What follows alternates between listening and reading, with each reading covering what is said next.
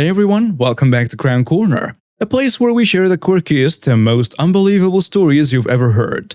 I'm your host, Crown, and today I've got a lineup of tales that will make you laugh, shake your head, and maybe even sympathize a bit. So grab your favorite snack, sit back, and let's dive into the world of strange and unexpected.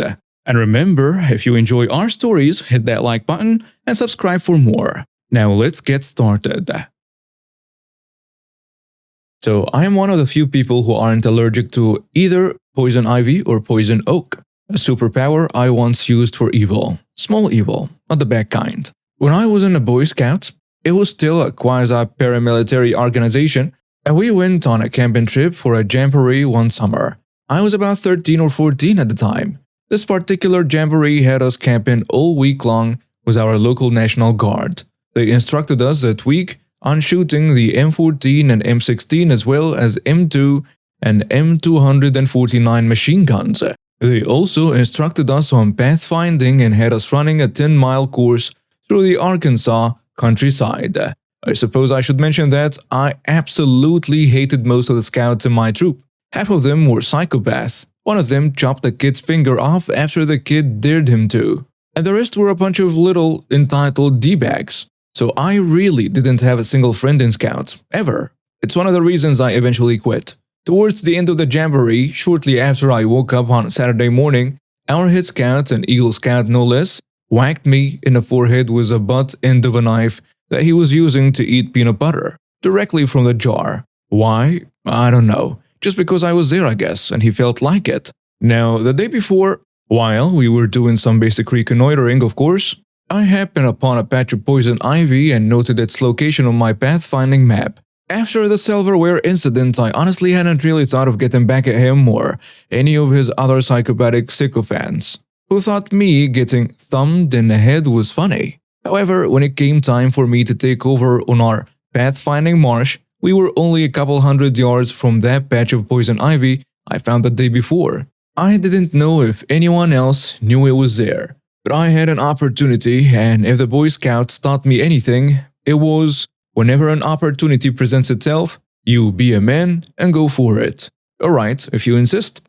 The best part was because it was July, we were all wearing shorts. I marched us straight through that patch, and not one, not a single scout, tenderfoot, live or eagle, identified it. They were completely, beautifully oblivious. I had the best night I had ever had on any camping trip in Scouts.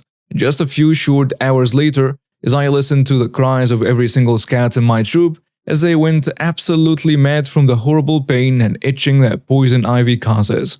And the cherry on top, not one of us, nor any of the other troops, nor even the National Guard guys, had even a single drop of calamine lotion. It was the most cathartic revenge I've ever experienced. After all of the bull crap and bullying I had put up with from those little king of the flies jerks, the sweet sounds of their suffering lulled me gently to sleep that night.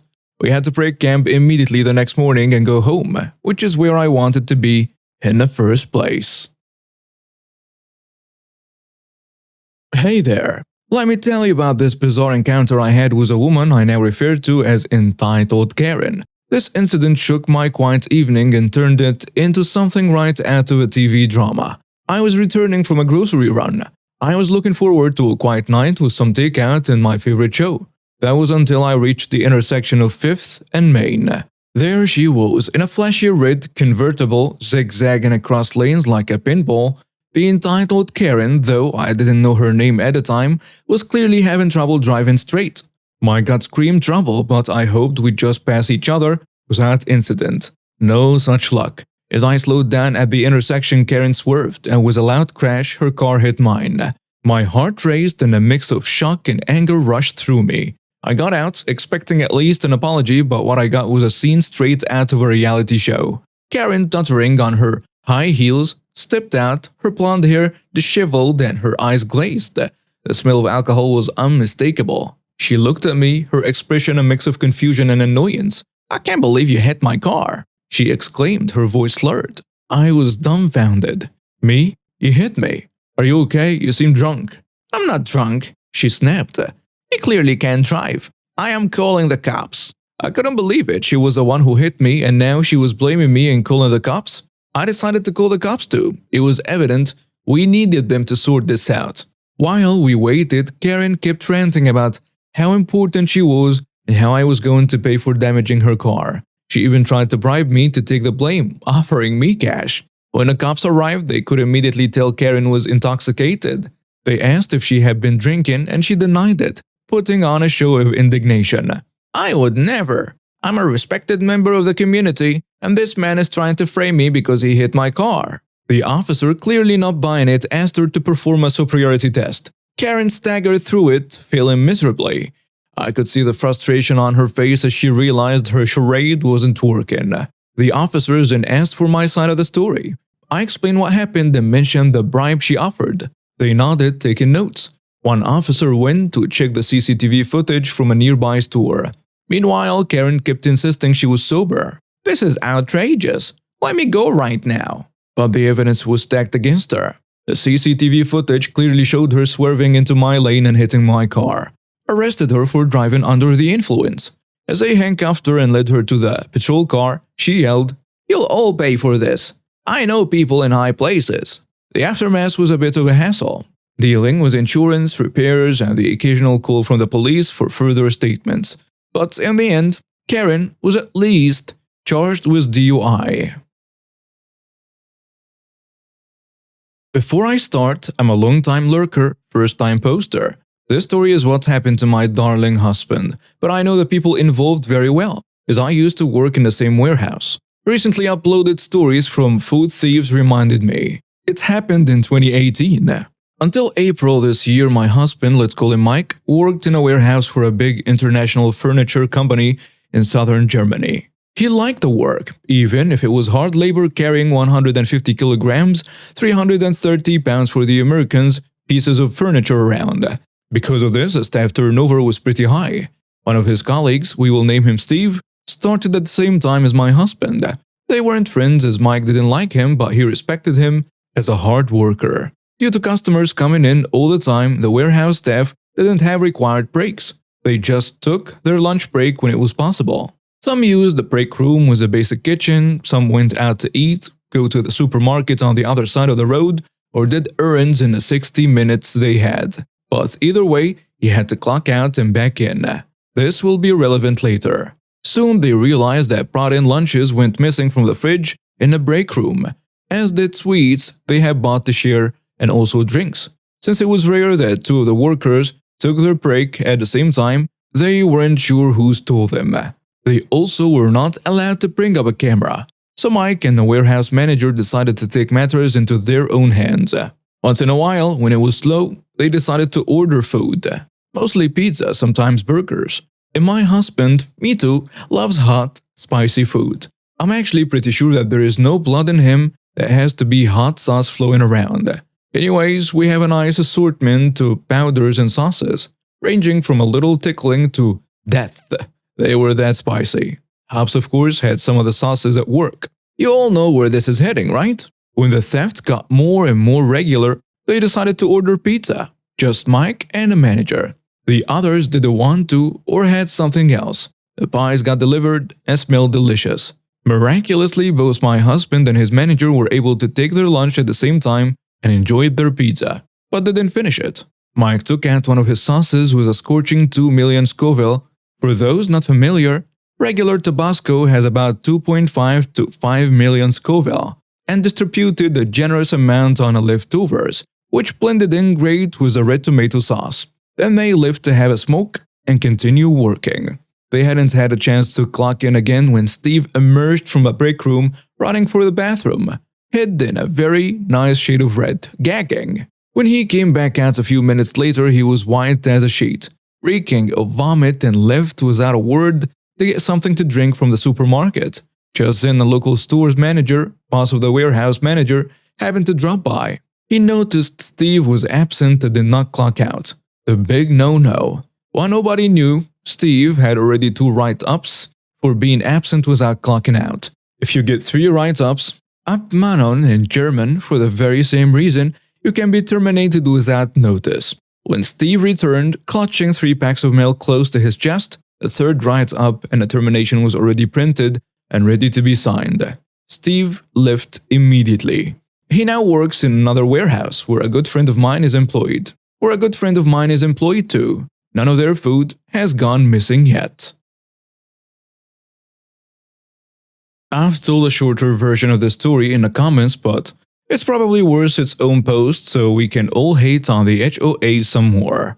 I babysat and elder sat for the neighbors down the street who committed this malicious compliance, so I was there to hear the ranting as this whole mess went down.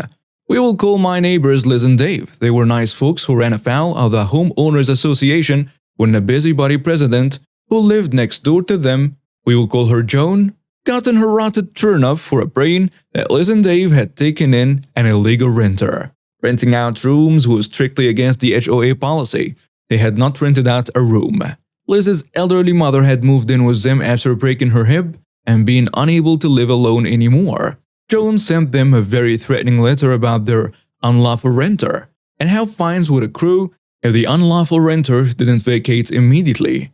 It was accompanied with a copy of that part of the bylaws and pictures of Liz's elderly mother taken through windows of their house. Creep alert! They wrote back that there was no renter and explained the situation. Joan did not believe that story and had the HOA lawyer start sending them certified letters about their continued violations with ever-increasing insane fines. This went over poorly. Liz and Dave got their own lawyer to fire back a cease and desist letter. After many increasingly aggressive back and forces, it all culminated in an association meeting where Liz, Dave, and Liz's mother came in with ID and birth certificates and basically made Joan look like the pimple on the backside of humanity she was. They won, but Joan was furious and swore she'd get them for something. Joan maintained until the day I left for college. Last I knew of her, that Liz and Dave had forged those driver's licenses and birth certificates to keep their unlawful renter. Got to the following fall, Liz and Dave needed to repaint the house after making some siding repairs post-hurricane. They carefully checked the bylaws for approved paint colors and picked out a fairly bland shade of something between brown and tan. They gave the painters the color info listed in the bylaws to the painters, and painting happened. Less than a week after their house was painted, they got another certified letter from the HOA lawyer stating their house was the wrong color. They fired back evidence they ordered exactly what was in the bylaws. Well, after many back and forth, it turned out the approved color and the swatches on file with the board no longer matched because the manufacturer had changed the colors in their line slightly due to some kind of formula change. Their house was a few shades darker than it should have been. See, the bylaws listed the manufacturer color info for convenience, but the shades actually had to match the official swatches you could have theoretically borrowed from the board and gotten color matched. Nobody ever did this, but Joan was out for blood after the unlawful renter and forced him to have to repaint. Liz and Dave were taking no chances on a second try. They got the swatch set from the HOA, and for some reason it made no distinction between approved accent colors. Most houses in the neighborhood had brightly colored doors or house colors. They decided that if they had to paint their house a second time, Joan, the dog that got the car, could live next to the most garish option they had. It was pumpkin orange. The painters asked multiple times if they were sure. They were very sure. You couldn't see the orange from inside, but you sure could from next door. Joan made many attempts to object to this, but it was within a letter of the HOA rules, and the house stayed orange until long after I moved away. Stepsister's dad married my mom when we were 7, me, and 6 her. I never knew my parents together. From what I was made aware of, they had a very brief relationship, and I was a result. I have a sister from my dad who is 3 years older than me. No siblings on mom's side. My parents shared custody of me during my childhood, but I always preferred dad's house. I was always closer to dad than to mom, and I always loved being around my sister. My stepsister used to adore me and think we were sisters and BFFs forever. She had no siblings, so to her, I was that sibling. We were about 14 and 15 when she found out that I didn't feel the same way about her. She read my homework one night and I had to write a personal piece from a topic of choices. The choices were basically different family members / relationship types, and I went with siblings. She was really upset after learning that I did not consider her one of my siblings and never did. She stopped being so into me after that, which wasn't a big deal to me. She grew more resentful of me when we were in our very early 20s because I moved into an apartment with my sister, which she learned about from my mom. A few times I saw her after that, she was always very snarky when asking if I liked having a sister that much and how nice it must have been to be loved back. My stepsister is now getting married and she didn't send me an invite. It upset my mom and her husband a lot and they asked why, and she told them I'm not her sister. I don't give a crap about her and she doesn't want me there. My mom told me I should ask her to invite me and beg if I have to. She told me otherwise it will look so awful and like we're not a family. I refused. My mom said I should be upset to miss out on her big day and I clearly told her I did not care. Mom said I should and I should be willing to do this for her, if nothing else. Am I the jerk? ETA? The homework I wrote was not about my stepsister. It was about my sister. But I said I had one sibling, my sister, which is how my stepsister realized how I felt or how I didn't see her. And my stepsister took it out of my backpack. It was not left lying around where she could find it easily.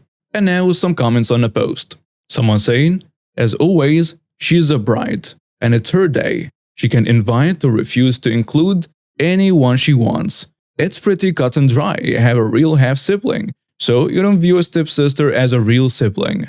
Said sister has no other sisters, so she went full into treating you like a real sister. When she found out that feeling wasn't reciprocated, she began to resent you and has never stopped. I think she probably wants you to ask to be included as it will be satisfying and vindicating for her. I can also understand why you'd never swallow your pride and do that. I think you're not the jerk here. Actually, you made it clear she's not important to you. So she didn't invite you to her wedding. You're not going to beg to go. It's fairly reasonable if pity. Edit, my judgment was not the jerk because my consideration and judgment is extending the OP and the stepsister only. I agree, if we add parents into consideration, the mother is in the wrong because of her desire to have OP at the wedding and not just asking the stepsister herself. Mom needs to butt out and mind her own business rather than try to coerce OP into begging. Another commenter adds, not the jerk. Although I feel bad for your stepsister. You're not actually related and you don't have to like her if you don't want to.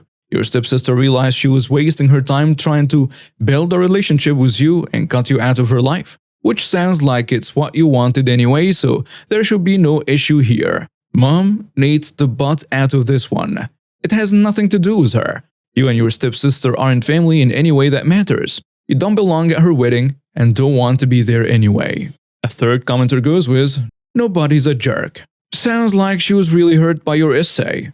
And she's still hurting from not having you consider her a sibling, even though you love your half-siblings so much. But that is for her to work through with a therapist. It's not your job to make her feel better. Your mother should have been made aware of this when you were teenagers.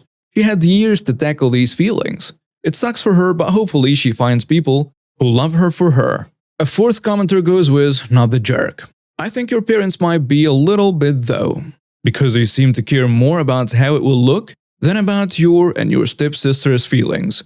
You are under no obligation to love your stepsister, and we don't even know if your mom and stepdad took the necessary precautions when forming a blended family. Lots of people just shove the kids together and hope they get along. It sucks that your stepsister found out the hard way, and it sucks that she's been resentful of you ever since. But I don't think you're the jerk for that, and neither is she, because it's her wedding and she has a right to invite or not invite anyone she wants to. If I were you, given that you're now grown up, I won't beg to be invited to the wedding, but I would reach out to your stepsister and try to talk things out with her, as that could make you both much happier in the future. And that's a wrap for today's episode of K-Korner. I hope you enjoyed these wild and wacky stories as much as I did sharing them with you. Each story reminds us that life is full of surprises, some good, some not so much, but always interesting. If you've got a story that you think will be perfect for K-Korner, drop it in the comments below, because we love hearing from you. Don't forget to like, share, and subscribe for more amazing stories. Until next time, keep smiling and stay carefree. This is Crown, signing off.